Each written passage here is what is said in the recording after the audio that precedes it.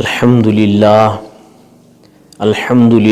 نحمدہ ونستعینہ ونستغفرہ ونؤمن بہ ونتوکل علیہ ونعوذ باللہ من شرور انفسنا ومن سیئات اعمالنا ونعوذ باللہ من شرور انفسنا ومن سیئات اعمالنا من یہدہ اللہ فلا مضل لہ ومن يضلله فلا هادي له ونشهد أن لا إله إلا الله وحده لا شريك له وأشهد أن سيدنا وسندنا وحبيبنا ومولانا محمدا عبده ورسوله أما بعد فقد قال الله تعالى في كلامه المجيد فأعوذ بالله من الشيطان الرجيم بسم الله الرحمن الرحيم یا ایہا الذین آمنوا اتقوا اللہ ولتنظر نفس ما قدمت لغد واتقوا اللہ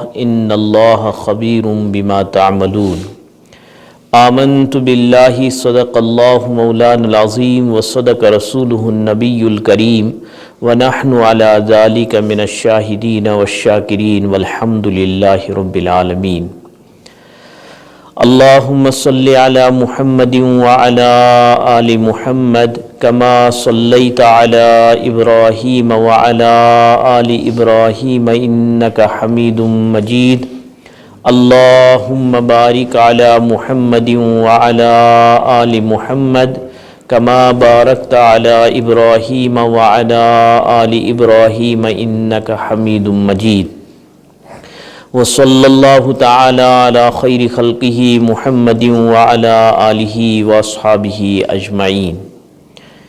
قابل احترام معزز سامعین کرام، بزرگوں، دوستوں، نوجوانوں، عزیز بچوں، اللہ رب العزت کا کرم، فضل اور احسان ہوا جس رب کریم نے اس عظیم جگہ پر ہم سب کو ایمان، اسلام اور دین کی عظیم نسبت پر جمع فرمایا۔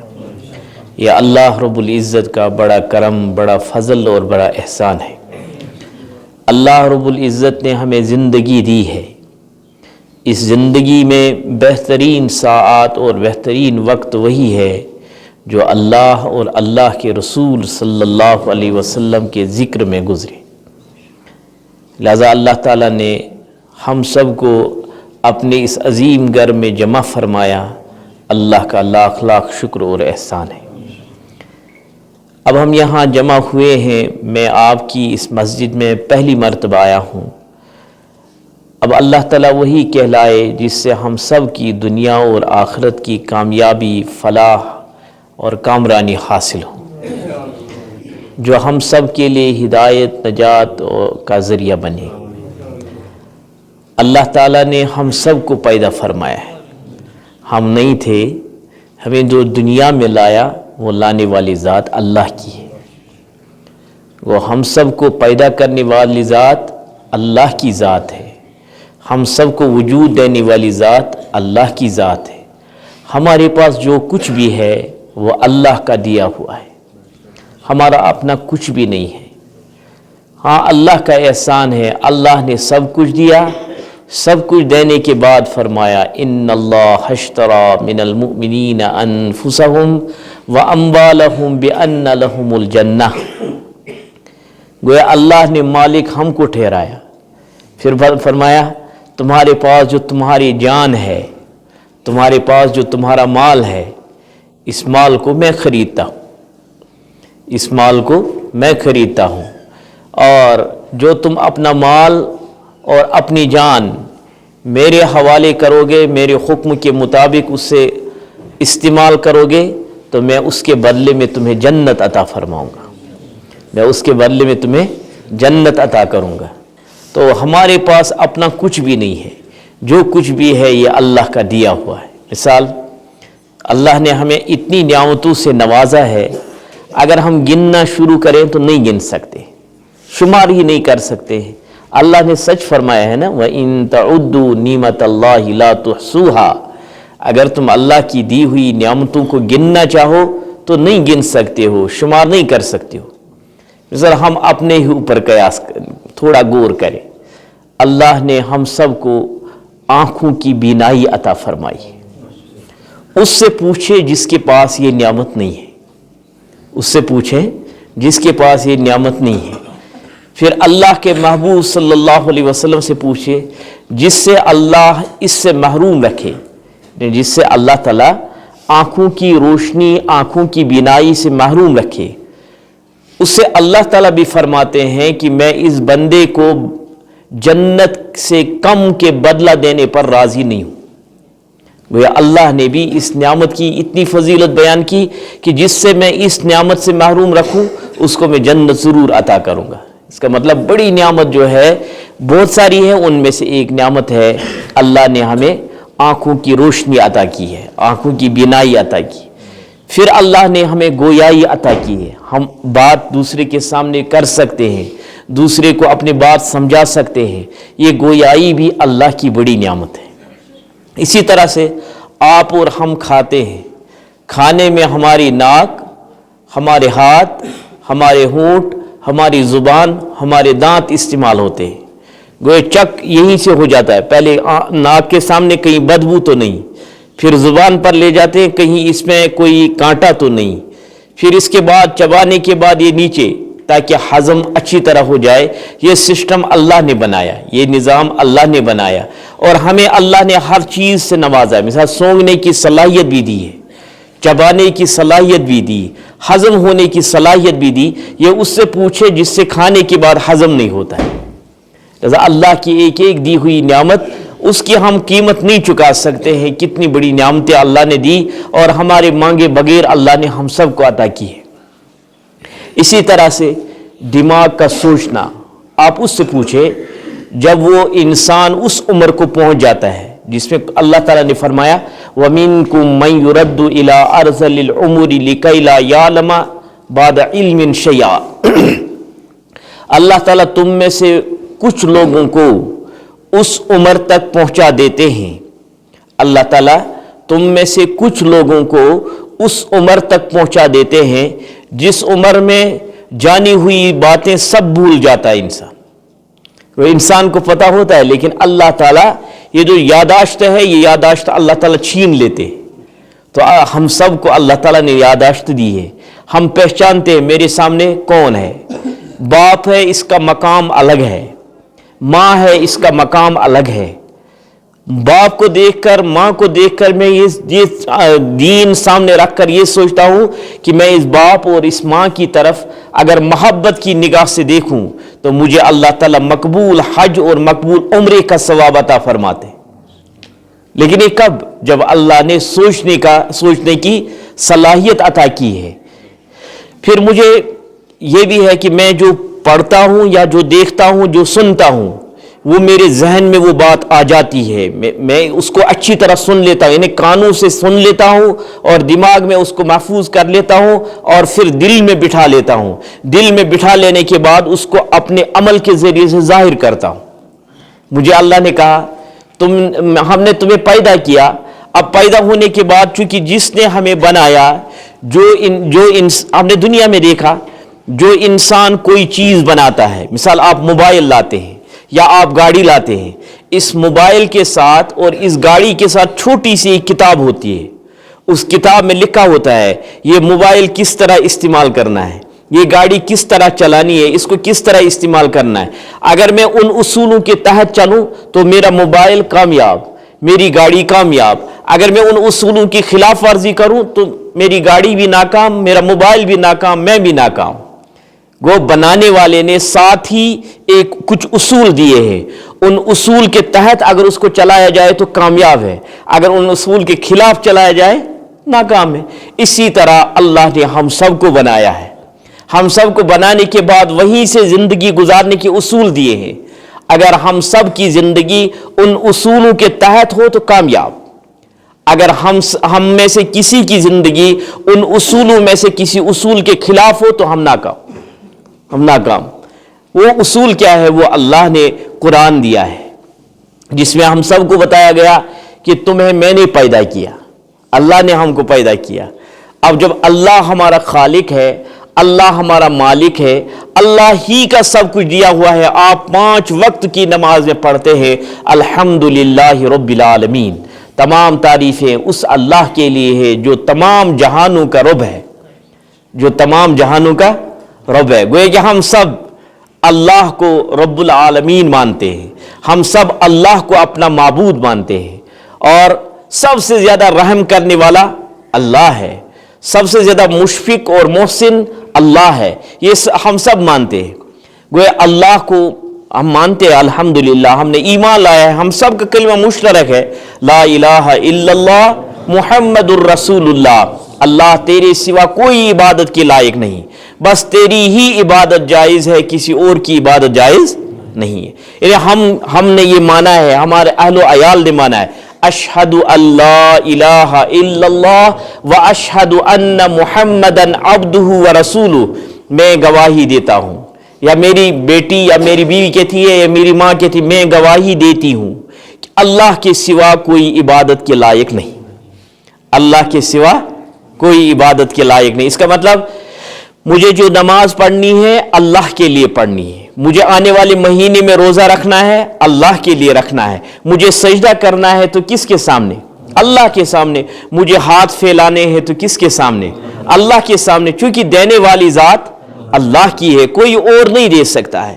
ہر جس انسان کو اللہ نے دنیا میں لایا، ہر آنے والا بندہ، پوری کائنات اللہ کی محتاج ہے. جیسے قرآن نے ہمیں کہا، یا ایھا الناس انتم الفقراء واللہ هو الغنی. اے لوگو تم سب اللہ کے محتاج ہو اور اللہ بے نیاز ہے. جیسے آپ پڑھتے ہیں نا، آپ خود نماز میں پڑھتے ہیں، قل هو اللہ احد. نبی کریم صلی اللہ علیہ وسلم سے فرمایا گیا، آپ کہہ دیجئے وہ اللہ اکیلا ہے، وہ اللہ. قل هو اللہ احد اللہ الصمد. وہ بے نیاز اللہ ہے، کسی کا محتاج نہیں. سب اس کے محتاج ہیں لیکن وہ کسی کا محتاج نہیں ہے. لم یلد ولم یولد، نہ کسی سے جنا ہے نہ اس سے کوئی جنا گیا. وہ نہ کسی سے پیدا ہوا ہے کسی انسان سے، نہ اس سے کوئی انسان پیدا ہوا. اس نے سب کو پیدا کیا ہے لیکن اس سے کوئی نہیں جنا، وہ اس سے پاک اور منزہ ہے. وَلَمْ يَكُنْ لَهُ كُفُوًا أَحَدٌ، اس جیسا کوئی نہیں ہے. اللہ جیسا، لَيْسَ كَمِثْلِهِ شَيْءٌ، اللہ جیسا کوئی نہیں ہے. یہ آپ سب اور ہم سب مانتے ہیں. ہماری عورتیں، ہماری بہنیں، اور انشاءاللہ قیامت تک آنے والی نسلیں یہ بات مانیں گی انشاءاللہ. تو ہم سب نے پڑھا اشہد اللہ الہ الا اللہ. اے اللہ میں گواہی دیتا ہوں کہ اللہ کے سوا کوئی عبادت کے لائق، تیرے سوا کوئی عبادت کے لائق نہیں. میں نماز پڑھتا ہوں یا پڑھتی ہوں تیرے لیے، تیری رضا اور تیری خوشنودی کے لیے.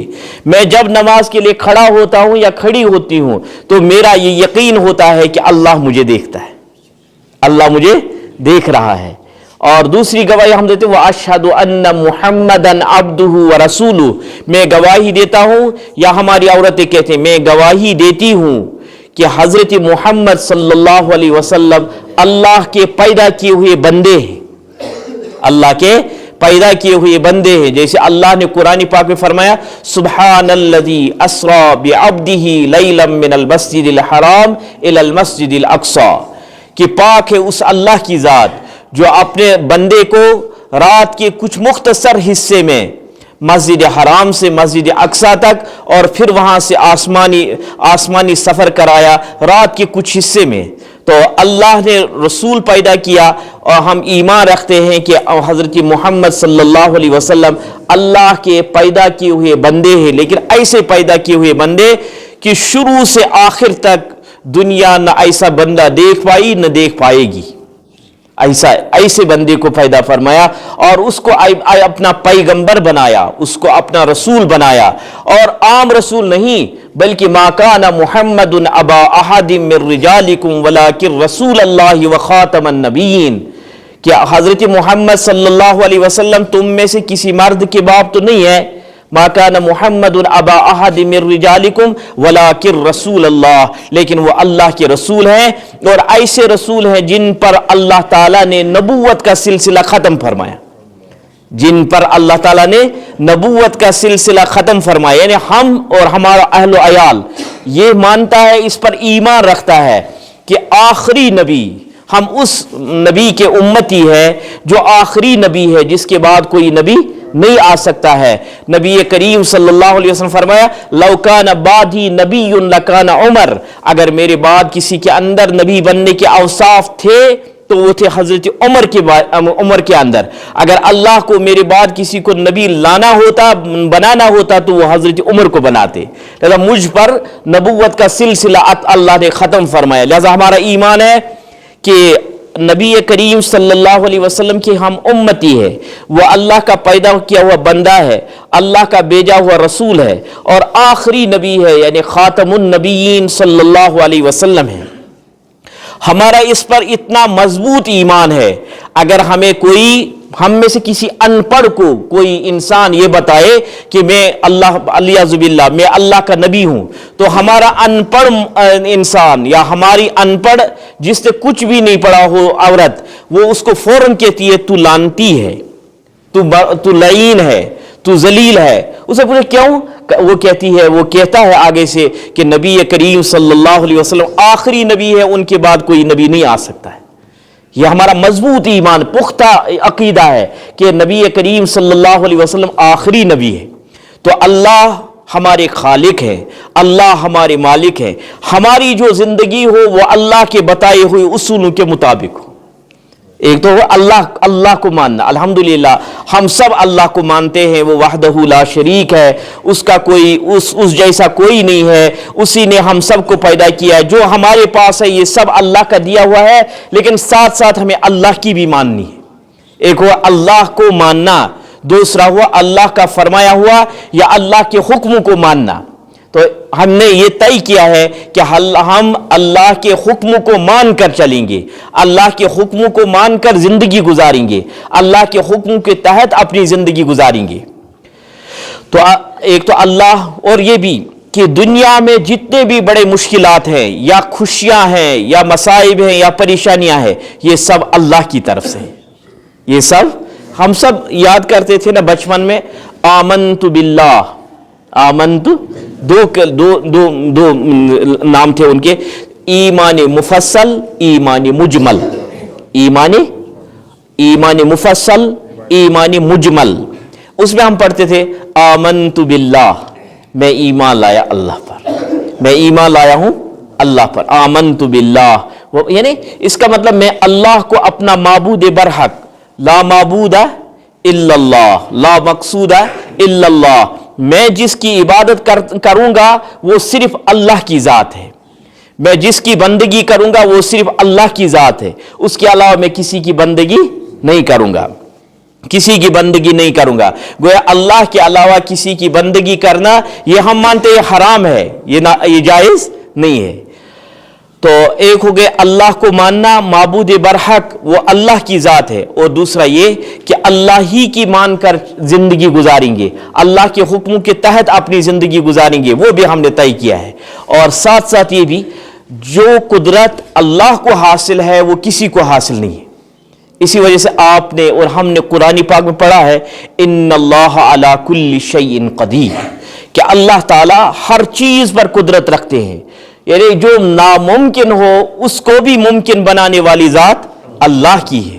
اگر کوئی چیز بظاہر یہ لگے کہ یہ نہیں ہو سکتی، ہمیں ایمان ہے کہ اللہ اس کام کو بھی انجام دے سکتے ہیں۔ مثال میں آپ کو مثال دے دوں، حضرت موسیٰ علی نبینا علیہ الصلاۃ والسلام کو اللہ تعالیٰ نے اس دور میں پیدا فرمایا جس دور میں فرعون تھا، پھر اسی اعتبار سے اللہ نے معجزات بھی عطا فرمائے۔ ایک ہوتا ہے معجزہ، ایک ہوتا ہے کرامت، ایک ہوتا ہے معجزہ، ایک ہوتی ہے کرامت۔ معجزہ کہتے ہیں کسی نبی کے ہاتھ پر انسان کے عقل کے خلاف کوئی چیز ظاہر کرے اللہ تعالیٰ، تو اس کو معجزہ کہتے ہیں۔ عقل کے خلاف اور انسان کی سمجھ سے بالاتر کوئی چیز اللہ کسی بزرگ اور ولی کے ہاتھ پر ظاہر کرے، اس کو کرامت کہتے ہیں۔ ہم معجزے کی بھی قائل ہیں، ہم کرامت کے بھی قائل ہیں، یعنی معجزہ بھی برحق ہے اور کرامت بھی برحق ہے، دونوں چیزیں برحق ہے۔ تو موسیٰ علیہ الصلوۃ والسلام کو اللہ نے فائدہ فرمایا. پھر ان کی پرورش، وہ آپ کو معلوم ہے کہ فرعون ہی کے گھر میں ان کی پرورش فرمائی. یہ اللہ کی مرضی ہے. جس کے پیچھے، جس کی طاق میں اور جس کی تلاش میں ہزاروں بچوں کو قتل کیا گیا، اسی بچے کی پرورش اللہ تعالیٰ نے اسی گھر میں کرائی جو ان بچوں کو قتل کرنے والا تھا. ہاں، یہ اللہ کا نظام ہے. پھر جب اللہ تعالیٰ نے موسیٰ علیہ الصلوۃ والسلام کو نبوت عطا کی، اس کے بعد فرمایا اپنی قوم کو یہاں سے لے چلو، اپنی قوم کو فرعون کے ظلم سے آزاد کرو. تو موسیٰ علیہ الصلوۃ والسلام قوم کو لے کر چلے. آگے پہنچے تو ایک جگہ دیکھا کہ پیچھے فرعون اور اس کی قوم دوڑ رہی ہے، اور آگے دیکھا تو بھاگتے آگے سمندر ہے، دریاؤ ہے. تو قوم نے کہا ہم پکڑے گئے. موسیٰ علیہ الصلوۃ والسلام نے فرمایا ان ربی معی سیہدین، میرا رب میرے ساتھ ہے، وہ عنقریب ہمیں راستہ دکھائے گا. کہ اللہ تعالیٰ بچنے کا راستہ عطا کرنے والا ہے، لہذا وہ خود ہی راستہ دکھائے گا. تو اللہ کی طرف سے حکم ہوا، موسیٰ اس عصا کو جو لاٹھی ہے بظاہر کچھ سہارا لگ رہا ہے، لیکن اللہ تعالیٰ یہ یقین پیدا کرنا چاہتے ہیں کہ بغیر اسباب کے بھی میں بندے کو بچا سکتا ہوں، بغیر سبب کے بھی بندے کو بچا سکتا ہوں. یعنی تھوڑا سا سہارا یہ تھا کہ اس لاٹھی کا سہارا لے کر میں کہیں پہنچ جاؤں، لیکن اللہ نے فرمایا اس لاٹھی کو بھی دریا میں پھینک دو. دریا میں پھینکنا تھا. اللہ تعالیٰ نے 12 راستے بنائے. چونکہ بنی اسرائیل کے کتنے خاندان تھے؟ 12 خاندان تھے، لہذا 12 خاندانوں کے لیے اللہ نے 12 راستے بنائے. بظاہر انسان کی عقل انکار کر رہی، یار یہ کیسے ممکن، لیکن اللہ نے کر دکھایا. موسیٰ علیہ السلام اور موسیٰ علیہ السلام کی قوم پار ہوئی. اب فرعون آیا، اللہ نے اسی پانی میں ان کو غرق کیا. اللہ نے اسی پانی میں ان کو غرق کیا. صالح علیہ السلام کو قوم نے مطالبہ کیا کوئی معجزہ دکھا دو، تو پتھر کے بیچ میں سے اللہ تعالیٰ نے اونٹنی نکالی. پتھر کے بیچ میں سے اللہ نے اونٹنی نکالی. اس کو کہتے ہیں یہ معجزہ. نبی کریم صلی اللہ علیہ وسلم نے چاند کی طرف اشارہ کیا تو اللہ نے اس اشارے کی برکت سے اپنے حکم سے چاند کے 2 ٹکڑے کیے. تو اس کو کہیں گے کہ یہ معجزہ ہے. رات کے معمولی حصے میں اللہ تعالیٰ نے مسجد حرام سے مسجد اقصی اور 7 آسمانوں اور جنت و جہنم کا سیر کرایا. یہ کیا ہے؟ انسان کی عقل انکار کر رہی ہے. جب کافروں کے سامنے آپ نے اس کا تذکرہ کیا تو انہوں نے کہا تو کہتا ہے میں مسجد اقصی گیا، فلسطین گئے، بتاؤ وہ مسجد کیسی ہے، اس کے کتنے دروازے ہیں. اب انسان پہلی بار کہیں جائے تو یہ کہاں گنے گا کتنے دروازے ہیں، کہاں سے میں آیا، کون سا دروازہ کیسا بنا ہوا ہے. لیکن اللہ کا نظام، اللہ نے اس مسجد اقصی کو سامنے لایا اور نبی کریم صلی اللہ علیہ وسلم نے ایک ایک کر کے بتایا یہ دروازہ ہے، وہ کھڑکی ہے، یہ دروازہ اس طرح ہے، یہ کھڑکی اس طرح ہے. اس کو کہیں گے معجزہ ہے اللہ کی طرف سے. لہذا اللہ تعالیٰ ہر چیز کے کرنے پر قدرت رکھتا ہے. یہ ہمارا ایمان ہونا چاہیے. ایک تو ہوگا یہ ہم اللہ سے مانگتے ہیں، لیکن کس طریقے سے. آپ نے دیکھا ہوگا میں مانگتا ہوں لیکن ساتھ دل میں شک بھی ہوتا ہے، میں مانگتا ہوں کہاں، پتہ نہیں اللہ تعالیٰ عطا کرے گا یا نہیں کرے. یہ مانگنا کہاں ہوا. مجھے یقین رکھنا ہے 100% یقین، یعنی پورا یقین رکھنا ہے کہ جب میں اللہ سے مانگوں گا تو اللہ عطا فرمائیں گے. یہ اس کو کہتے ہیں مانگنا. دوسرا وہ ہمارا وہ تذبذب اور شک کے درمیان مانگنا. میں مانگ رہا ہوں آپ میرے لیے دعا کریں، میں مانگتا ہوں لیکن میری دعا قبول. کبھی کبھی ہم کلمہ کفر بھی کہتے ہیں کہ میری وہ سنتا نہیں، حالانکہ ہم نے عقیدہ رکھا ہے ان اللہ سمیع بصیر. اللہ تعالیٰ ایسی جن کے ساتھ سننے کی صفت لگی ہوئی ہے وہ کبھی ان سے جدا نہیں ہوتی ہے. سنتے اللہ ہر ایک کی، لیکن قبول کرنے میں وہ مختار ہے، ان کی مرضی ہے. کس کی دعا قبول فرمائے وہ اللہ کی مرضی ہے.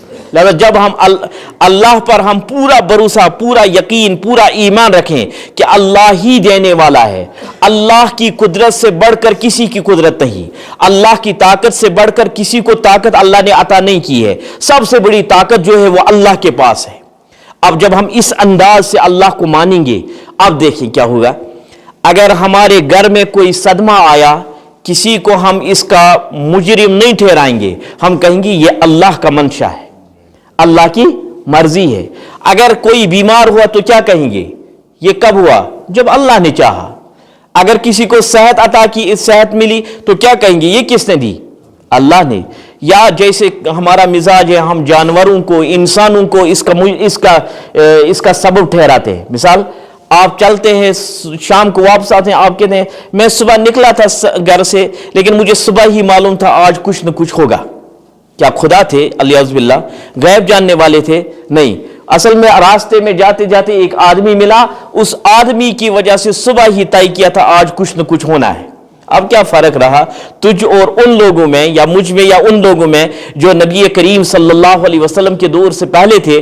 وہ کیا کرتے تھے؟ ایک کبوتر کو پکڑتے تھے, ایک کبوتر کو پکڑتے تھے. مثال یہاں سے جموں یا یہاں سے دلی جانا ہوتا تو وہ ایک کبوتر کو پکڑتے تھے, اس کو اڑاتے تھے. اگر وہ دایاں اڑا تو کہتے تھے آج نکلنا اچھا ہے, اگر وہ بایاں اڑتا تو کہتے آج نکلنا اچھا. اب کیا فرق رہا تجھ اور ان میں, مجھ میں اور ان میں کیا فرق رہا؟ کچھ بھی نہیں. میں نے اس کو مجرم ٹھہرایا, ان نے جانور کو سبب بنایا تھا. لہذا فرق, اللہ کو وہ بھی مانتے تھے لیکن وہ اللہ کو بڑا اللہ مانتے تھے. ہم سب کچھ اللہ ہی کو مانتے ہیں. ایمان والا سب کچھ اللہ ہی کو مانتا ہے. وہ کہتے تھے سب سے بڑا جو ہے معبود وہ اللہ ہے, لیکن یہ چھوٹے چھوٹے فائل پہنچانے والے ہیں. ہم کہتے ہیں نہیں, وہ ڈائریکٹ سنتا ہے, وہ ڈائریکٹ دیکھتا ہے, وہ انڈائریکٹ کی کوئی بات وہاں نہیں ہے, یعنی کسی کے بیچ میں آنے کی وہاں ضرورت. مثال ہم اس وقت اتنے یہاں بیٹھے ہیں, ہمارا ایمان ہے کہ ہمارے علاوہ ایک ذات یہاں ہے, وہ اللہ کی ذات ہے.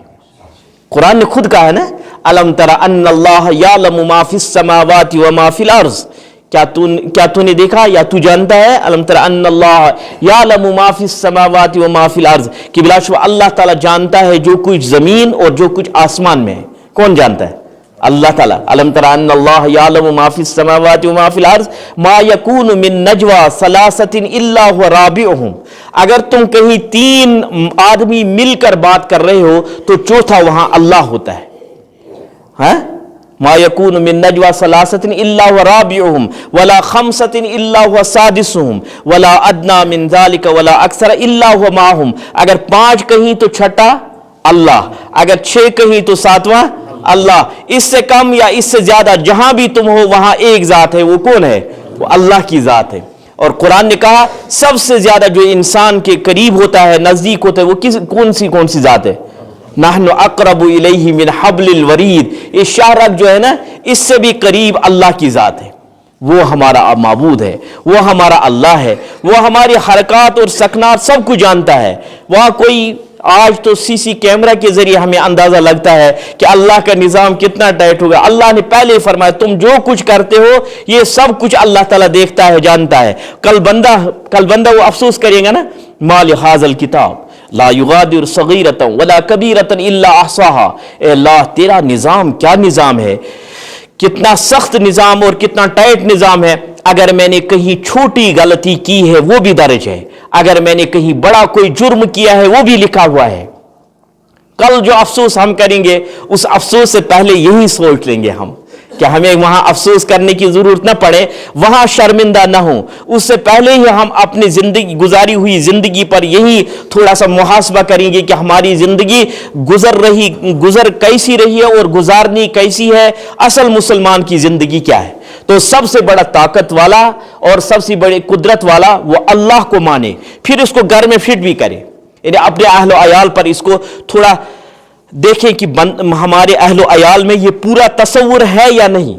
اگر یہ تصور نہیں تو اس تصور کو پیدا کرنے پر محنت کرنی ہے. اس خیال اور اس ایمان کے پیدا کرنے پر ہمیں محنت کرنی پڑے گی. جب ہم خود اپنے اوپر, مثال اب کیا مزاج مجھے بنانا, میں گھر کا ذمہ دار ہوں, میں محلے کا ذمہ دار ہوں, یا میں گھر کا فرد ہوں. اب جب گھر میں حالات ہوں ہم فوراً ان حالات کو اللہ کی طرف لوٹائیں. ہم گھر والوں سے کہیں یہ سب اللہ کی طرف سے, یہ سب اللہ کی طرف سے. نعمتیں ہوں تو فوراً گھر والوں کو بتائیں اللہ کی طرف سے. اب کیا گھر والے کریں گے؟ وہ کھائیں گے وہ کہیں گے الحمدللہ, وہ پئیں گے وہ کہیں گے الحمدللہ, وہ جو کچھ بھی کریں گے وہ اس پر اللہ کی تعریف کریں گے, جو بھی نعمت استعمال کریں گے اس پر وہ اللہ کا شکر ادا کریں گے. اللہ نے فرمایا ہے لئن شکرتم لازیدنکم ولئن کفرتم ان عذابی لشدید. اگر تم میری دی ہوئی نعمتوں پر شکر گزار بنو گے تو میں بڑھا دوں گا, میں اس میں اضافہ فرماؤں گا. لیکن اگر تم نے ناشکری کی تو میرا عذاب بڑا سخت ہے. یعنی جہاں میں نعمت دینے پر قدرت رکھتا ہوں وہاں میں نعمت سے محروم کرنے پر بھی قدرت رکھتا ہوں. جہاں میں نوازنے پر قدرت رکھتا ہوں وہاں میں محروم کرنے پر بھی قدرت رکھتا ہوں. لہذا اس تصور کو اپنے گھر میں پیدا کرنے کی محنت کرنی ہے. چھوٹے بچے سے لے کر اس بزرگ تک جو قبر تک پہنچو، بالکل جس کی کمر ٹیڑھی ہوئی ہو، وہاں تک اتنے تمام افراد پر اس بات کو دل میں جگہ پیدا کرنے کی کوشش کرنی ہے کہ وہ ہر ایک ہمارے گھر میں جو بھی فرد ہے وہ ہر چیز اللہ کی طرف ماننے والا بن جائے کہ سب کچھ اللہ، سب کچھ کرنے والی ذات. ایک تو ہوگا زبان سے کہنا کام نہیں دے گا، عملی طور پر اس کا ثبوت دینا ہے کہ نہیں میں اللہ کو ماننے والا ہوں، وہ سب سے بڑا طاقت والا قدرت والا اللہ ہے، مجھے اور کسی کے سامنے جھکنے کی کیا ضرورت. پھر آپ آزما کر دیکھیں، آپ دیکھیں خدا کیا کرتا ہے، اللہ کیا کرتا ہے. آپ کبھی تجربہ کیجئے، جب آپ پر حالات آئیں گے آپ پوری دنیا کو لات ماریے اور ایک اللہ کے سامنے کھڑے ہو جائے، پھر اللہ سے رو رو کر مانگے. آپ کو بظاہر لگے گا کہ اس طوفان سے میں نکلنے والا نہیں ہوں، لیکن آپ کو اللہ تعالیٰ اس طوفان سے نکالے گا اس طریقے سے کہ آپ کی عقل بھی حیران ہو جائے گی. لہذا اللہ کو پہلے طے کریں کہ اللہ کو قدرت والا مانے، اللہ کو طاقت والا مانے. یہ کیا اللہ کا نام ایسا ہی لیتا ہے جیسے باپ کا نام لیتا ہے. باپ کا نام لینے سے کوئی فرق نہیں پڑتا ہے، اللہ کا نام لینے سے بھی کوئی فرق نہیں پڑتا ہے. ارے بندے تھوڑا سا غور کریں، میں کس ذات کا نام لے رہا ہوں، میں کس اللہ کا نام لے رہا ہوں. پھر اگر اندر کچھ محسوس ہو اس اللہ کے لفظ سے بولنے سے یا اس کے جو بھی صفاتی نام ہے ان کے بولنے سے میرے دل پر کچھ اثر پڑتا ہو تو آپ سمجھیں کہ آپ اللہ کا نام اس طریقے سے لے رہے ہیں جس طریقے سے اللہ کا نام لینا ہے. ورنہ یہ کیا، باپ کا بھی وہی، باپ کا اسی طرح. بلکہ دیکھیں آپ، ہمیں شریعت نے کہا کہ اللہ کے علاوہ کسی کی قسم نہیں کھا سکتے ہو. اللہ کے علاوہ اگر کوئی کھائے گا وہ شرک کرتا ہے، گناہ کرتا ہے. تو مجھے کہا گیا اس کی قسم کھائے جب ضرورت ہو. ضرورت کے بغیر تو شریعت نے قسم کھانے کی تو اجازت ہی نہیں دی ہے. اسی وجہ سے شریعت نے حکم دیا اگر کوئی جھوٹی قسم کھاتا ہے،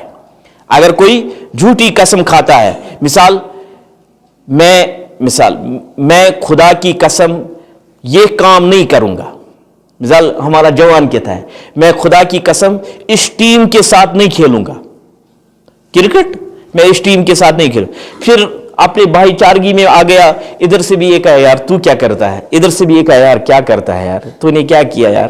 اب یہ مجبور ہو گیا، اس نے کھیلنا شروع کیا. اب شریعت کہے گی تو نے ایک قسم کھائی تھی، اس قسم کو تم نے توڑا، اب اس قسم کا کفارہ ادا کرنا ہے. اب وہ شریعت سے پوچھے گا کفارہ کیا ہے. شریعت کہے گی یا تو 3 دن روزے رکھو. اگر 3 دن روزے رکھنے کی ہمت نہیں ہے تو 10 مسکین اور غریبوں کو دوپہر کا کھانا اور شام کا کھانا کھلاؤ. دوپہر کا کھانا اور شام کا کھانا کھلاؤ، یا جو دوپہر کے کھانے اور شام کے کھانے میں جتنا خرچہ لگے گا اتنا خرچہ غریبوں پر تقسیم کرو. یہ ہے قسم کی وزن. لذا ہمیں کہا گیا قسم اللہ کے علاوہ کسی کی قسم نہ کھائے. اگر مجھے ضرورت پڑی تو مجھے اس ذات کی قسم کھانی ہے جس کو کبھی موت آنے والی نہیں. وہ کون ہے؟ اللہ ہے. آپ 5 وقت پڑھتے ہیں اللہ لا الہ الا هو الحی القیوم. اللہ جس کے سوا کوئی عبادت کے لائق نہیں، وہ زندہ ہے اور ہمیشہ رہنے والی ذات ہے. وہ پورے کائنات کو تھامی ہوئی ذات ہے. لا تأخذہ سنۃ ولا نوم، نہ تو اس کو نیند آتی ہے نہ اس کو اونگ آتی ہے. اللہ کی ذات وہ ہے جس کو نہ نیند آتی ہے نہ اس کو اونگ آتی ہے. یہ آپ 5 وقت پڑھتے ہیں لا تأخذہ سنۃ ولا نوم. پھر آپ پڑھتے لہو ما فی السماوات و ما فی الارض، اسی کے لیے وہ ہے جو زمینوں میں ہے، اسی کا وہ ہے جو آسمانوں میں ہے. یہ سب کچھ اللہ ہی کا ہے. اسی وجہ سے کہا ہے 5 وقت نماز کے بعد یہ پڑھنے سے اللہ تعالیٰ کل فرمائیں گے جاؤ جس دروازے سے چاہو جنت پہ چلے جاؤ، جس دروازے سے چاہو. لیکن شرط یہ ہے کہ پڑھے انسان اس طریقے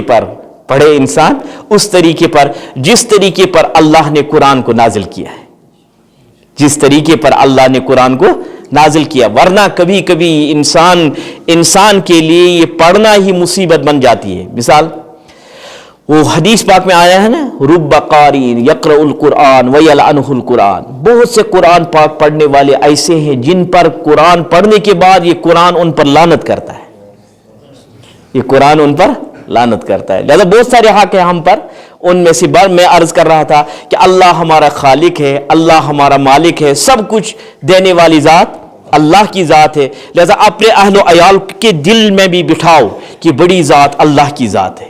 پھر ان سے کہو، مثال گھر میں کوئی بیمار ہوا، کیا پہلے ہم سوچتے ہیں کہ ہم ہے کیا مسلمان، بیمار ہوا کوئی تو بتائیں ہم اتنے یہاں بیٹھے ہیں، آپ میں سے کون سا گھر ایسا ہے یا آپ میں سے کون سا فرد ایسا ہے جس نے پہلے بیماری لانے والے کی طرف رجوع کیا؟ یعنی کبھی آپ نے اپنی بیوی یا اپنی بہن یا اپنی ماں کو بتایا یا خود کو اپنے آپ کو بتایا، پہلے اللہ کے سامنے سجدہ ریز ہو کر اللہ سے دعا کریں گے، اے اللہ بیماری لانے والی ذات بھی آپ کی ہے، شفا دینے والی ذات بھی آپ کی ہے، اے اللہ اس بیمار کو شفا عطا فرما۔ اگر ایسا ہے تو ٹھیک ہے، پورا ایمان اللہ پر ہے۔ اگر ایسا نہیں ہے، پہلے اسباب کو اختیار کرتے ہیں، پھر جب اسباب اور ڈاکٹروں اور ہسپتالوں کو استعمال کرتے کرتے تھک جاتے ہیں، پھر واپس آتے ہیں، اب اللہ ہی کی مرضی ہے، اب اللہ ہی کے حوالے، شروع ہی سے اللہ کے حوالے تھا، لیکن شروع سے ہمارا دھیان ادھر نہیں گیا۔ لہذا ہم اپنے تھوڑا سا چیک کریں اپنے آپ کو اور اپنے اہل و عیال کو۔ اگر ہمارے گھر میں کوئی پریشانی آتی ہے تو پہلے اللہ کی طرف رجوع ہوتا ہے یا مخلوق کی طرف؟ اگر زیادہ ہم دیکھیں گے زیادہ تر رجوع مخلوق کی طرف ہوتا ہے۔ اس کا مطلب جو ہمارا ایمان ہے، اس ایمان کو مضبوط بنانے کی محنت کرنی ہے۔ اس اللہ کے تصور اور اللہ کے متعلق جو یقین ہونا چاہیے، اس یقین اور تصور کو مضبوط کرنے کی ضرورت ہے۔ ایمان والے ہم، وہ کون سا کام ہے جو ایمان والا اللہ سے نہیں کرا سکتا ہے جائز کام؟ وہ کون سا کام ہے؟ کوئی بھی نہیں ہے، لیکن بس ہمارا وہ جو یقین تھا نا۔ آپ اپنے پہلوں کی باتیں سنیں، اپنے ان بزرگوں سے ملا کریں، پھر ان سے اپنے پرانے لوگوں کی باتیں سنا کریں۔ وہ بھی ہم جیسے انسان تھے، لیکن ان سے پوچھیں ان کا عقیدہ کیا تھا۔ وہ اللہ کو پکارتے تھے تو اللہ فوراً ان کے پکارے ہوئے کی قبولیت فرماتے تھے۔ یہی انسان، یہی کلمے والے تھے نا، لیکن ان کا جو یقین تھا، آج اگر وہ یقین اور وہ پختہ ایمان پیدا ہو جائے، آج بھی ہمارے حالات ویسے ہی درست ہو جائیں گے، یا ویسے ہی ہمارے جو مشکلات ہیں وہ آسان ہو جائیں گے جیسے وہ اللہ سے کراتے تھے، جیسے وہ اللہ سے کرا۔ لہذا تھوڑا سا گھر میں چیک کریں اس کا، یا اپنے کو جانچ لیں کہ میرا کتنا ایمان اللہ پر ہے اور میرا کتنا یقین اللہ پر ہے۔ اس کو مضبوط بنائیں، خود بھی اور اہل و عیال کو بھی مضبوط بنانے کی کوشش کریں۔ جب اللہ پر پختہ ایمان آئے گا نا، پختہ یقین آئے گا، پھر ہم اللہ ہی سے اپنے حالات بیان کیا کریں گے۔ وہ صحابہ کی زندگی ہمارے سامنے ہے۔ آپ نے سنا ہوگا نا، ایک مرتبہ نبی کریم صلی اللہ علیہ وسلم کے دور میں 3 جماعتیں تھیں نا۔ ایک وہ جو ایمان لائے تھے، کھلم کھلا ایمان، ایک وہ جو کھلم کھلا کافر تھے، ایک وہ جو کہتے تھے ہم ایمان والے ہیں لیکن اندر ان کے ایمان نہیں تھا، وہ منافق ہے۔ تو اس دور میں منافق کا بھی خطرہ رہتا تھا کہ ہماری جماعت میں کہیں منافق تو داخل نہیں۔ صحابہ اس پر نظر رکھے ہوئے ہوتے تھے۔ ایک صحابی آیا، اس نے نماز پڑھی، صبح کی نماز پڑھنے کے بعد فوراً نکل جاتا تھا۔ تو حالانکہ نبی کریم صلی اللہ علیہ وسلم کی عادت طیبہ تھی، جب آپ نماز سے فارغ ہو جاتے تھے پھر صحابہ کی طرف متوجہ ہو جاتے تھے۔ کسی کا کوئی مسئلہ، کسی نے کوئی خواب، جیسے خواب آج بھی اچھے خواب آ سکتے ہیں، خواب وہ تو یا کسی نیک دوست کو یا کسی عالم سے بیان کرنا چاہیے، عام لوگوں کے سامنے خواب بیان نہیں کرنا چاہیے، کیونکہ خواب کے متعلق آیا ہے کہ خواب جب انسان دیکھتا ہے، جیسے ہم پرندے کے ٹانگ میں وہ کوئی داغا باندھ دے اور پھر اس کو درخت پر لٹکا کر رکھے، تب تک وہ وہاں سے اڑ نہیں سکتا جب تک ہم وہ داغا کھولے نہ۔ اسی طرح سے خواب کے متعلق آیا ہے، یہ خواب بھی تب تک کوئی نتیجہ اس سے نہیں نکلتا ہے جب تک اس کی کوئی تعبیر نہ بتائے، اور جب کوئی تعبیر بتائے گا پھر اکثر اسی تعبیر کے متعلق نتیجہ نکلتا ہے۔ اسی وجہ سے کہا گیا جب کوئی خواب دیکھے یا تو کسی اپنے ہمدرد دوست سے اس کو بیان کرے یا کسی عالم اور صالح انسان سے اس کو بیان کرے۔ تو بہرحال تو میں کس پر یہ بات آئی تھی؟ ایک نبی کریم صلی اللہ علیہ وسلم عادت طیبہ تھی، نماز کے بعد صحابہ کی طرف متوجہ ہوتے تھے صبح کی نماز کے بعد. کسی نے کوئی خواب کوئی مسئلہ دریافت کرنا ہو تو ایک صحابی دیکھیں یہ فوراً چلا جاتا ہے. تو نبی کریم صلی اللہ علیہ وسلم سے صحابہ نے کہا یا رسول اللہ صلی اللہ علیہ وسلم وہ فلاں بندہ روز چلا جاتا ہے, کہیں تو ایسا نہیں یہ تو منافق نہیں ہوا ہے؟ تو ایک دن اس کو نبی کریم صلی اللہ علیہ وسلم نے صبح کی نماز کے بعد بلایا, ادھر آؤ, یہ بتاؤ تم فجر نماز بعد فوراً کیوں نکل جاتے ہو؟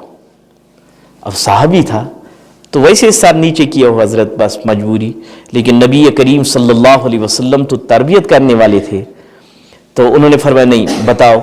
آخرکار صحابی مجبور ہوا تو اس نے کیا بتایا, حضرت ہم نے گھر میں ایک جگہ بنائی ہے جہاں میری بیوی اتنی دیر رہتی ہے جتنی دیر میں نماز پڑھنے کے لیے آتا ہوں.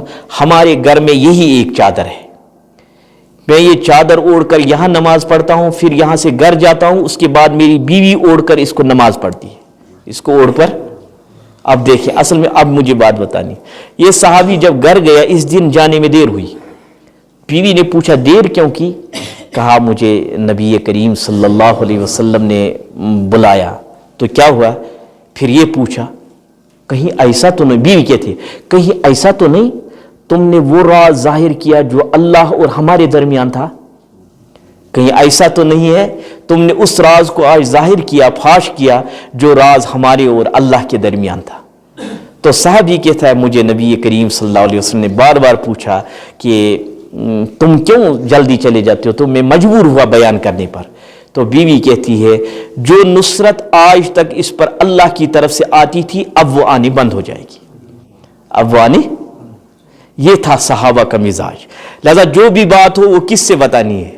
اللہ سے بتانی. مثال زندگی میں مختلف حالات آتے, کبھی انسان تنگ دستی میں پھنس جاتا ہے, کبھی انسان فقر و فاقہ میں پھنس جاتا ہے, لیکن جب تک انسان اپنے آپ کو اللہ ہی کے حوالے کرتا ہے تو اللہ اس کے مشکلات کو دور کرتا ہے. جب بندہ اپنے راز اور اپنے ان رازوں کو بندوں کے سامنے فاش کرتا ہے تو اللہ فرماتے ہیں میرے محتاج بندے کے سامنے تم نے اپنی محتاجی ظاہر کی, یہ بھی میرا محتاج تو بھی میرا محتاج, اب میں دیکھتا ہوں میرا محتاج بندہ تمہاری محتاجی کیسے دور کرے گا. لہذا اپنے راز اللہ کے سامنے بیان کرے. یہ مزاج آپ گھر میں بھی بنائیں, ہم بھی بنائیں گے انشاءاللہ, گھر میں بنائیں کہ ہمارا جو اصلی تعلق وہ اللہ سے ہو. ہمارے حالات جیسے بھی حالات ہوں یہ اس سے ہم اللہ کو واقف کرے, اللہ کے سامنے بیان کرے. اللہ دینے والا ہے لیکن کہیں کسی کو بتانے والا نہیں. اللہ دیتا ہے لیکن رسوا نہیں کرتا ہے. اور اللہ کی ذات آپ نے دیکھی کیسی عظیم ذات ہے, وہ فرماتا ہے جو مجھ سے نہیں مانگتا میں اس سے ناراض, اور جو مجھ سے مانگتا ہے میں اس سے راضی. دنیا کا نظام الگ ہے. یہاں کسی دنیا دار کے سامنے جاؤ, آج جاؤ کچھ مانگو تھوڑی سی عزت ہلکی ہو جائے گی, دوسرے دن جاؤ تو اور تھوڑے سے ہلکے ہو جاؤ, تیسرے دن جاؤ تو ذلیل و رسوا اس کے سامنے نظر آئیں گے. یہ دنیا کا نظام ہے. لیکن اللہ کا نظام ہے جتنا مجھ سے بندہ مانگتا ہے اتنا میں خوش ہوتا ہوں. میں نے اللہ مانگنے سے خوش ہوتے ہیں اور بندہ مانگنے سے ناراض ہوتا ہے, یعنی ذلیل سمجھتا ہے. اللہ کے یہاں ہماری قدر ہے, اللہ کے یہاں بندے کی عظمت ہے. اسی وجہ سے آپ نے پڑھا ہوگا نا, سنا ہوگا کہ صحابی رسول صلی اللہ علیہ وسلم نبی کریم صلی اللہ علیہ وسلم کے بارے میں وہ حدیث پاک آپ نے سنی ہوگی. آپ نے پوچھا یہ کعبہ جو ہے, کعبہ بیت اللہ جو ہے نا, ان اول بیت وضع للناس للذی ببکہ, کہ سب سے پہلا گھر جو روئے زمین پر جس کو بنایا گیا وہ بیت اللہ ہے, مکہ مکرمہ میں. تو آپ نے فرمایا اگر کوئی اس گھر کو بیت اللہ کو شہید کرتا ہے اس سے بڑھ کر کوئی ذلیل آدمی روئے زمین پر ہوگا؟ آپ نے پوچھا اگر اس بیت اللہ کو کوئی آدمی شہید کرے یعنی اس کو ختم کر دے, اس سے بھی کوئی ذلیل انسان روئے زمین پر ہوگا؟ تو صحابہ جواب دیتے تھے نا اللہ و رسول عالم, اللہ اور اس کے رسول ہی زیادہ جانتے ہیں. آپ ہی فرمائے. آپ نے فرمایا اس سے بھی ذلیل دنیا پر رہنے والا بندہ وہ ہے, یعنی اگر کوئی کعبہ کو شہید کرے اس سے بھی ذلیل وہ انسان ہے جو کسی مسلمان کی آبروریزی کرے, جو کسی مسلمان کی عزت گرائے, وہ اس سے بھی ذلیل ہے. اب آپ اندازہ لگائے آپ کا ایمان والے کا کیا مقام اللہ کے یہاں ہے. آپ خود ہی اندازہ لگائیں کیا مقام ہے. اسی وجہ سے حدیث پاک میں آیا نا الخلق عیال اللہ، یہ جو مخلوق ہے یہ اللہ کا عیال ہے. اور ہم نے دیکھا ہم اپنے عیال پر آنچ آنے دیں گے؟ نہیں آنے دیں گے. ہاں جب عیال حد سے نکل جائے پھر ہم کہتے ہیں کہ اس سے نہ ہونا ہی بہتر ہے. اسی طرح سے ہم بھی اللہ کے عیال ہیں.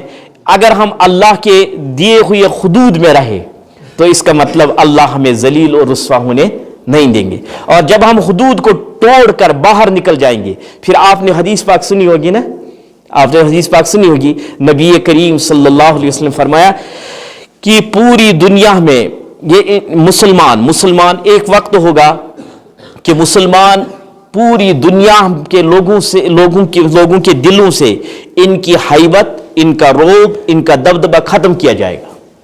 یعنی غیروں کے دلوں پر ان کا روب نہیں ہوگا. صاحب تعداد کم ہوگی، آپ نے فرمایا نہیں، تعداد کم نہیں ہوگی، بلکہ ان کی حیثیت ایسی ہوگی جیسے وہ پانی چلتا ہے، پانی میں کوڑا کرکٹ جیسے بہہ جاتا ہے، اس کی کوئی عزت یا اس کا کوئی وزن نہیں ہوتا ہے. اسی طرح سے میری امت کا اس وقت کوئی وزن نہیں ہوگا جب یہ گناہوں میں کھلم کھلا مبتلا ہو جائیں گے.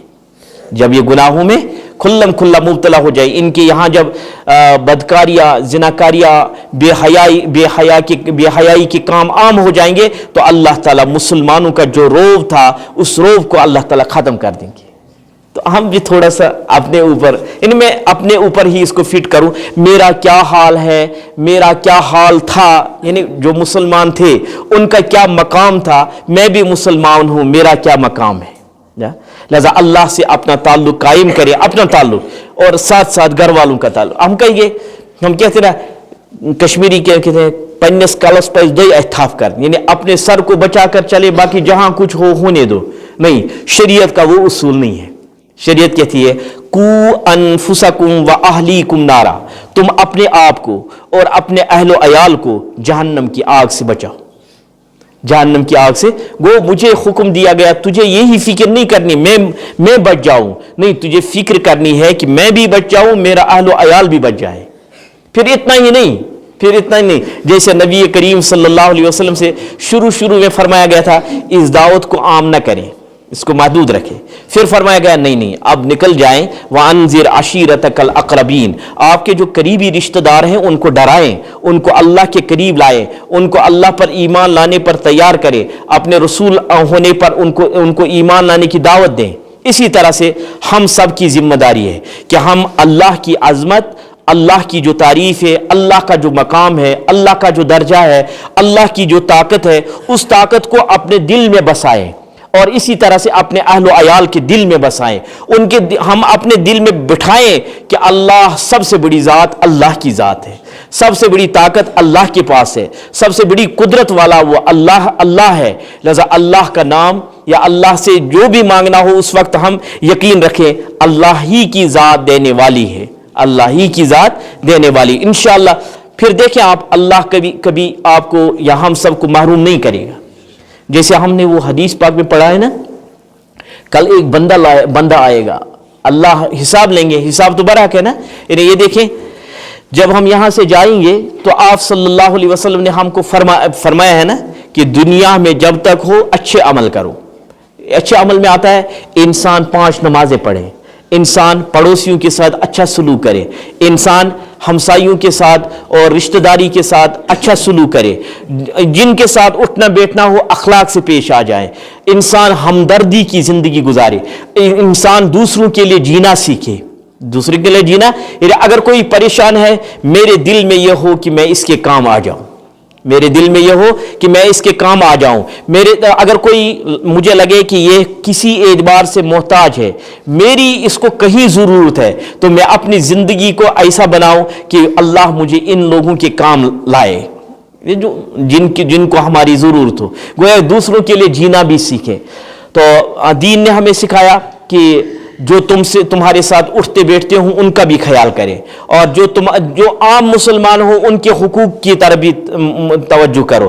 یہ سب ہم کریں گے، لیکن سب سے پہلے اللہ سے اپنا تعلق جوڑیں، اللہ کو اللہ مانے اور قدرت والا مانے. جب ہم یہاں کھڑے ہو جائیں گے اللہ کو اللہ ماننے پر، پھر آپ یہاں آ کر کھڑے ہو جائیں گے. یہاں آ کر مطلب مردوں کو نماز کہاں پڑھنی ہے؟ मस्जिद में। आप सल्लल्लाहु अलैहि वसल्लम ने फरमाया था ना एक मरतबा कि मेरा दिल चाहता है कि मैं किसी को कहूँ मस्जिद में जमात खड़ी करे और जवानों को कहूँ तुम लकड़ी जमा करो, मैं उन लोगों के घरों को जला दूंगा जो मस्जिद की जमात छोड़कर घरों में नमाज पढ़ते हैं। तो इसका मतलब मर्दों के लिए ज़रूरी है कि हम कहाँ आकर नमाज पढ़ें, मस्जिद में आकर नमाज पढ़ें। फिर यह है कि मिसाल मैं वहां से आया, घर पहुंचा, घर मैंने मगरिब की अजान हुई, मैंने घर में नमाज पढ़ी, मेरा फर्ज तो अदा हो जाएगा लेकिन जमात छोड़ने की वजह से मैं गुनाहगार हो जाऊंगा। मेरा फर्ज तो अदा हो जाएगा लेकिन जमात छोड़ने की वजह से मैं गुनाहगार हो जाऊंगा। फिर मुझे इन मामलात पर गौर करना है कि अब मुझे नमाज मस्जिद में पढ़नी है। अब जब मैं नमाज पढ़ने के लिए आया तो मुझे यह तस्वुर दिल में बिठाना है कि मैं अल्लाह के सामने खड़ा हूं, अल्लाह मुझे देख रहे हैं, अल्लाह मुझे देख रहे। अब जब हम किसी दुनिया में आपने देखा होगा जब आप किसी बड़े के सामने जाते हैं तो वहां अदब व एहतराम का लिहाज करते हैं, अदब का लिहाज करते हैं, एहतराम के खिलाफ न हो, अजमत के खिलाफ न हो। अब जब अल्लाह जो सबसे बड़ा अजमत और कुदरत वाला है उसके सामने हम खड़े हो जाएंगे तो कितना अदब व एहतराम करना है। इसका मतलब सबसे ज्यादा अदब व एहतराम, सबसे ज्यादा बाअदब जो मुसलमान होता है वो कहां होगा, मस्जिद में। अब जब हम मस्जिद में ये तस्वुर पैदा करेंगे कि अल्लाह मुझे देख रहे हैं, बाअदब जिंदगी मेरी है, बाअखलाक जिंदगी मेरी है। अब अल्लाह चाहता है जैसे तुमने अपने आप को यहां बनाया अब दुनिया के मामलात में भी ऐसा ही अपने आप को बनाओ। यानी मैं यहां आया, यहां मेरा ये यकीन है कि अल्लाह मुझे देख रहे हैं, लेकिन जब मैं खेती पर जाऊंगा अब मेरा वहां भी यकीन हो कि मुझे अल्लाह देख रहे हैं। अब जब मैं दुकान पर जाऊंगा तो दुकान पर भी मुझे यह ख्याल हो कि अल्लाह मुझे देख रहे हैं। जब मैं कहीं मुलाजमत पर या पढ़ने के लिए या कहीं भी जाऊं मेरा ये यकीन बना हुआ हो कि अगर मुझे कोई नहीं देख रहा है तो अल्लाह देख रहा है, जिसके सामने मुझे जवाब देना है वो मुझे देख रहा है। तो नबी करीम सल्लल्लाहु अलैहि वसल्लम फरमाया कि जब तुम ये जिंदगी बनाओगे इसी जैसी बनाओगी ऐसी ही तुम्हारी मौत होगी, और जैसी मौत होगी वैसे ही तुम्हें कब्र में अंजाम भी देखना होगा। इसी वजह से आप सल्लल्लाहु अलैहि वसल्लम फरमाया कब्र ईमान वाले के लिए या तो जन्नत के बागों में से एक बागीचा है, जन्नत के बागों में से एक बाग है, या जहन्नम के गढ़ों में से एक गढ़ा है, या तो जहन्नम के गढ़ों में से। हम सब कोशिश करें कि ये कब्र वो तो आनी, हमें कब्र में जाना है, उससे किसी को इनकार नहीं, मौत से कोई इनकार नहीं करता है, चाहे वो काफिर ही क्यों ना हो वो भी इनकार नहीं करता है। लेकिन बस ये है ईमान वाला सोचता है, नादा मौत को समझता है इख्तिताम जिंदगी है ये शाम जिंदगी सुबह दवाम जिंदगी। ईमान वाला सोचता है मैं तो एक जहां से दूसरी जहां की तरफ मुंतकिल हुआ, इसी वजह से कहा जाता है उसका इंतकाल हुआ, यानी एक आलम से दूसरे आलम की तरफ गया। लेकिन जैसी जिंदगी यहां थी हमें कहीं कांटा चुभता था तो तकलीफ महसूस होती थी, इसी तरह से दूसरे आलम में जाने के बाद अगर आराम मिला तो आराम महसूस होगा, अल्लाह बचाए अगर सजा और अजाब मिला तो अजाब भी महसूस होगा। इसका मतलब जो जिंदगी यहां है इसका इंतकाल होना है, अब दूसरे आलम में जाना है। उसके मुतल्लिक आप सल्लल्लाहु अलैहि वसल्लम ने फरमाया ये कब्र जन्नत के बागों में से एक बाग है या जहन्नम के गढ़ों में से एक गढ़ा है। अब मुझे ये मेहनत करनी है कि मुझे जाना यकीनी तौर मुझे दुनिया से जाना है। यहाँ कितने आए कितने चले गए, अगर जीने का हक कयामत तक किसी का होता वो तो वो नबी बरहक सल्लल्लाहु अलैहि वसल्लम का होता,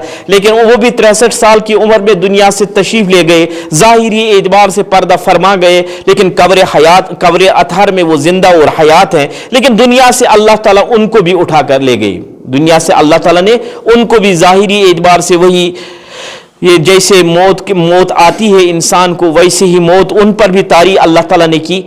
इसका मतलब है कि मुझे यकीनी तौर दुनिया से जाना है। अब जब जाना ही है तो अब दूसरी हम देखते ना, जहां ज्यादा रहना हो वहां इंसान ज्यादा तैयारी करता है या जहां कम रहना हो वहां तैयारी ज्यादा करता है। मिसाल आपने बैग उठाया और यहां से श्रीनगर चले गए, उसमें आप 3 ही जोड़े या 2 ही जोड़े उठाएंगे ना कपड़ों के, इसमें मुझे 10 दिन वहां रहना है उसके बाद वापस आना है। वो कम लिबास या कम तैयारी मुझे वहां कम मुद्दत है, इसलिए तो इसका मतलब जहां कम मुद्दत गुजारनी है वहां के लिए कम तैयारी, और जहां ज्यादा वक्त गुजारना है वहां के लिए ज्यादा तैयारी। अब हम हिसाब करें, मिसाल मेरा परदादा उसने दुनिया में ज्यादा जिंदगी गुजारी या उसने कब्र में ज्यादा जिंदगी गुजारी? आप हिसाब लगाएं, सब ने कब्र में ज्यादा टाइम गुजारना है, تو اب جب سب کو قبر میں پھر آخرت میں جو آخرت کی زندگی کبھی ختم ہونے والی نہیں ہے، تو اس کا مطلب ہم سب کو اکٹھے ہو کر کس کی تیاری کرنی ہے؟ قبر اور آخرت کی.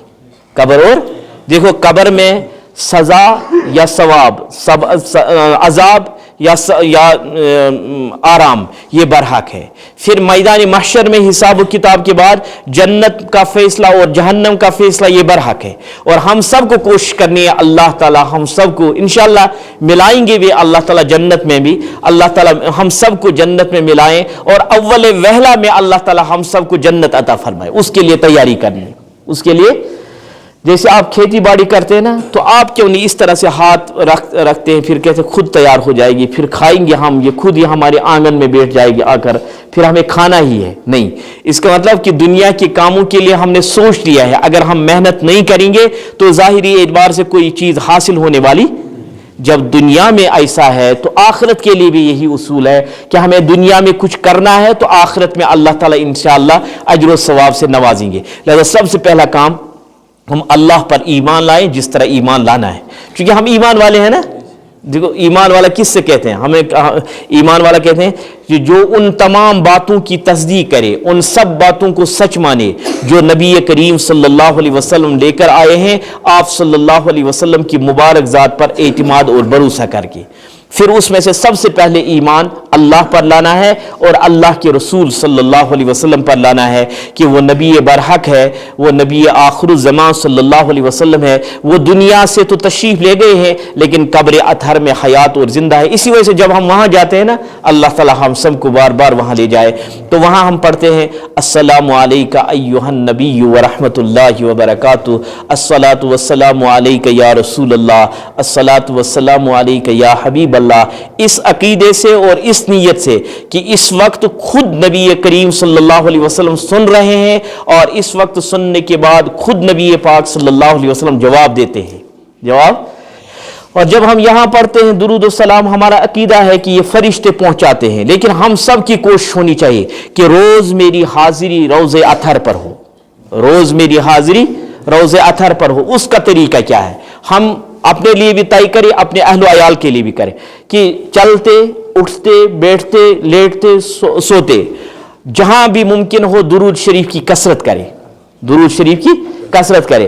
درود شریف کی کثرت کی وجہ سے انسان پر جنات کا اثر نہیں ہوتا ہے. جنات کا اثر نہیں ہوتا ہے. اسی طرح سے نظر بد کا لگ جانا بھی ناممکن ہے. اسی طرح سے جادو کا اثر ہونا بھی ناممکن ہے. لہذا جتنا ہو سکے درود شریف کی کثرت کرے.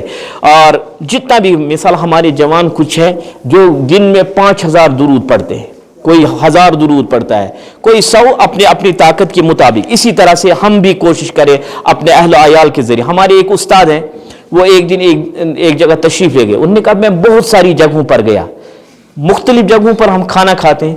کہا ایک جگہ میں گیا، انہوں نے وہ ساگ سیدھا سا ہاک پکایا تھا. کہا مجھے اس میں اتنی لذت محسوس ہوئی، اتنی مٹھاس، کہ میں نے کتنی دعوتیں کھائی ہے، اتنی لذت مجھے کہیں محسوس نہیں ہوئی. میں نے اس گھر والے سے پوچھا مجھے بتاؤ راز کیا ہے. پہلے وہ اینٹیں کرنے لگا، جواب نہیں دینے لگا. آخر میں کہتے ہیں وہ کہ میں نے ان کو مجبور کیا. انہوں نے کہا مفتی صاحب آج میں آپ کو بتاتا ہوں، میں نے کسی کو نہیں بتایا. میری گھر والی جو ہے وہ جو ہی برتن میں سبزی ڈالتی ہے، جو ہی برتن میں پکنے کے لیے چاول ڈالتے ہیں، اس وقت سے لے کر پکنے تک وہ درود شریف پڑھتی رہتی ہے. اس وقت سے لے کر جب تک یہ تیار ہو جاتا ہے، تیار ہونے تک وہ درود شریف پڑھتی رہتی ہے. تو میرے استاد فرماتے ہیں کہ پھر میں نے سوچا اللہ نے اسی درود شریف کا اثر اس کھانے میں بھی رکھا ہے. لہذا ہمارے گھر میں درود شریف کی کثرت ہو، اس عقیدے سے کہ میرا یہ درود روز اطہر پر پہنچایا جاتا ہے. وہاں بتایا جائے گا فلاں کا بیٹا فلاں بستی کا، اس نے آپ کے نام اتنی درودیں پڑھی ہیں، ان کو قبول فرمائے. لہذا ہم میں سے ہر ایک کی کوشش ہونی چاہیے کہ روز میری حاضری روز اطہر پر ہو انشاءاللہ. لہذا نبی کریم صلی اللہ علیہ وسلم سے محبت، کامل محبت ہو. اس کامل محبت کی ایک نشانی کثرت سے درود پڑھیں. دیکھیے اللہ تعالیٰ کن کن نعمتوں سے نوازتا رہے گا.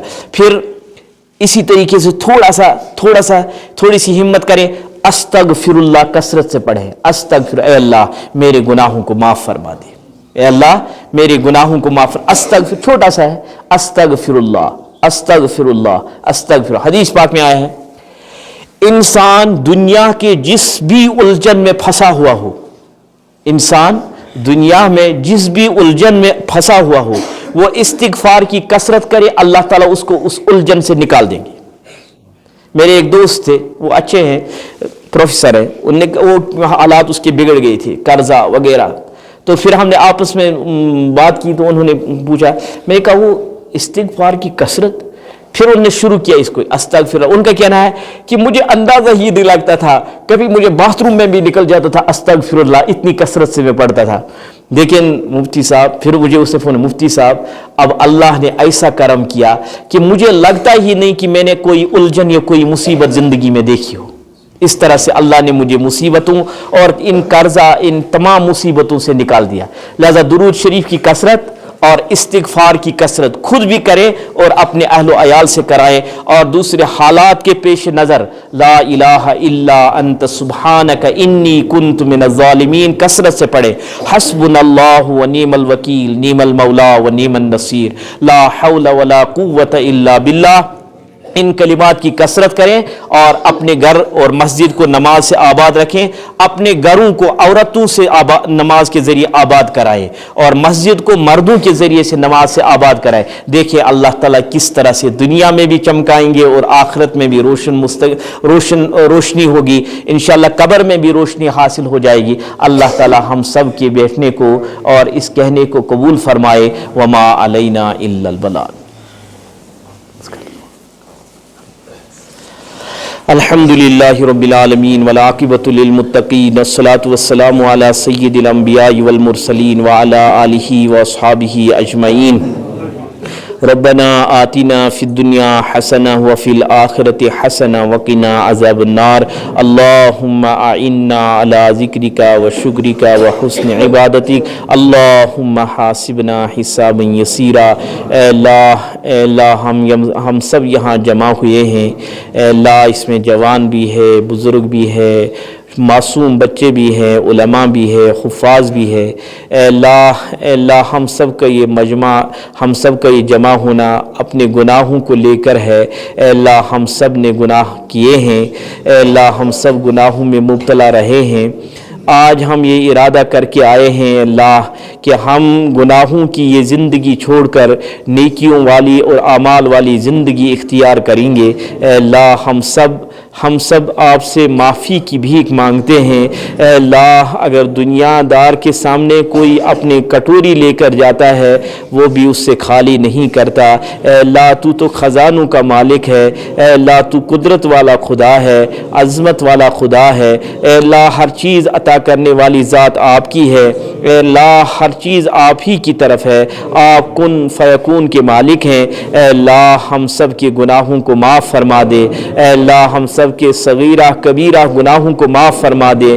اے اللہ ہمیں گناہ نہیں کرنے چاہیے تھے لیکن اے اللہ گناہ کیے ہم اقراری مجرم ہیں. اے اللہ ہم نے اپنے اوپر ظلم کیا ہے. آج ہم نادم ہو کر آپ کے اس عظیم گھر میں جمع ہوئے ہیں. اے اللہ ہم سب کے گناہوں کو معاف فرما دے، ہم سب کی خطاؤں کو معاف فرما دے. اے اللہ ان گناہوں کو بھی معاف فرما دے جنہیں کرنے کے بعد ہم یاد رکھے ہوئے ہیں. اے اللہ ان گناہوں کو بھی معاف فرما دے جنہیں کرنے کے بعد ہم بھول چکے ہیں. اے اللہ صغیرہ کبیرہ گناہوں کو معاف فرما.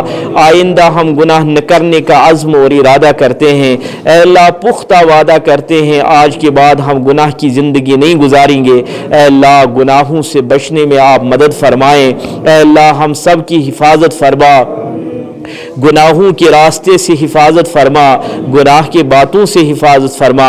اے اللہ ان تعلقات سے حفاظت فرما جو تعلقات ہمیں گناہوں تک لے جائے. اے اللہ اس راستے سے حفاظت فرما جو راستہ ہمیں گناہوں تک پہنچائیں. اے اللہ ہم سب کی پوری امت کی حفاظت فرما. اے اللہ ہر ایک کی مشکل کو آسان فرما. اے اللہ جہنم کے عذاب سے ہم سب کی حفاظت فرما، قبر کے عذاب سے حفاظت فرما. اے اللہ قبر کے کے عذاب سے حفاظت فرما، اپنی ناراضگی سے حفاظت فرما، اے اللہ اپنے عذاب سے حفاظت فرما، اے اللہ اپنے غضب سے حفاظت فرما، اے اللہ ہمیں اپنی رحمت عطا فرما، اے اللہ ہم سب کی مغفرت فرما، پوری امت کی مغفرت فرما، اے اللہ جس کی جو بھی جائز تمنائیں ہیں اے اللہ ہر ایک کی جائز تمناؤں کو پورا فرما، اے اللہ ہر ایک کو اپنے نیک مقصد میں کامیاب فرما، اے اللہ جو بے روزگار ہیں انہیں حلال روزگار عطا فرما، اے اللہ جو بالغ ہو چکے ہیں، جو بچیاں رشتے کو پہنچ چکی ہیں انہیں صالح رشتہ عطا فرما، جو ہمارے جوان رشتے کو پہنچ چکے ہیں اے اللہ انہیں صالح رشتہ عطا فرما، اے اللہ جن کے رشتے ہو چکے ہیں انہیں سکون کی زندگی عطا فرما، اے اللہ جن کی اولادیں نہیں ہیں انہیں اللہ اپنے خزانے سے اولاد عطا فرما، اے اللہ جن کو آپ نے اولاد عطا فرمائی ہیں اے اللہ ہمارے بچوں اور ہماری بچیوں کی ایسی تربیت فرما جس تربیت کی بنیاد پر والدین، رشتہ دار اور خاندان کو دنیا اور آخرت میں عزت نصیب ہو، اے اللہ ایسی تربیت فرما، اے اللہ ہم سب کے بچوں کو بری عادتوں سے محفوظ فرما، اے اللہ برے ماحول سے حفاظت فرما، اے اللہ ہم سب کے گھروں کے ماحول کو دیندار ماحول بنا دے، اے اللہ دیندار ماحول بنا دے، اے اللہ ہم سب کو حقیقی مسلمان بنا دے، ایک دوسرے کی عزت عطا فرما، احترام عطا فرما، اے اللہ بڑوں کا ادب و احترام عطا فرما، چھوٹوں کی شفقت عطا فرما، اے اللہ ہم سب سے تو راضی ہو جا، اے اللہ ہم سب سے تو راضی ہو جا، اے اللہ جو دنیا سے ہمارے والدین، رشتہ دار، اقارب، دوست، تعلق والے جا چکے ہیں اے اللہ ان سب کی مغفرت فرما، اے اللہ ان سب کی قبروں کو نور سے بھر دے، اے اللہ ان کی قبروں کو منور فرما، اے اللہ ان کی قبروں کو منور فرما، اے اللہ جنہوں نے دعاؤں کے لیے کہا ہے یا امید وابستہ ہے اے اللہ ان سب کی ضروریات کو پورا فرما، ان سب کی حاجتوں کو پورا فرما، ان کے مشکلات کو آسان فرما، اے اللہ ہم سب کی مشکلات کو آسان فرما، اے اللہ پوری امت مسلمہ کی عزت، آبرو، عصمت کی حفاظت فرما، ایمان کی حفاظت فرما، اے اللہ قیامت تک جو آنے والی ہماری نسلیں ہیں اے اللہ انہیں ایمان پر ثابت قدمی عطا فرما، اے اللہ ہمیں نیک اعمال کرنے کی توفیق عطا فرما، اعمال والی زندگی عطا فرما، اے اللہ آپس میں اتفاق و اتحاد عطا فرما، اے اللہ آپس میں اتفاق و اتحاد عطا فرما، ہم سب کے کوتاہیوں کو معاف فرما، ہمارے سننے سنانے کو اپنی بارگاہ میں قبول فرما، یہ ہم سب کے لیے، پورے علاقے کے لیے ہدایت، نجات اور کامیابی اور کامرانی کا ذریعہ بنا دے، اے اللہ جو ہم نے مانگا ہے عطا فرما، اے اللہ جو مانگنے سے رہ گیا ہے بن مانگے عطا فرما، اے اللہ تو ہر انسان کے دل کے حال کو جاننے والا ہے، ہر ایک کی بھیدوں کو جاننے والا ہے، اے اللہ جس کی جو بھی جائز تمنائیں ہیں اے اللہ ہر ایک کی جائز تمناؤں کو پورا فرما، اے اللہ ہماری مساجد، مدارس، خانقاہوں کی حفاظت فرما، حرمین شریفین کی حفاظت فرما، پوری امت مسلمہ کی حفاظت فرما، اے اللہ ہمارے گھروں کی حفاظت فرما، اہل و عیال کی حفاظت فرما، اے اللہ ہمارے گھر دیندار گھر بنا دے، ایمان والے گھر بنا دے، ہم سب کو کامل ایمان عطا فرما، ہمارے اہل و عیال کو کامل ایمان عطا فرما، اے اللہ نبی کریم صلی اللہ علیہ وسلم کی کامل اور مکمل محبت عطا فرما۔ سبحان ربک رب العزت عما یصفون وسلام علی المرسلین والحمد للہ۔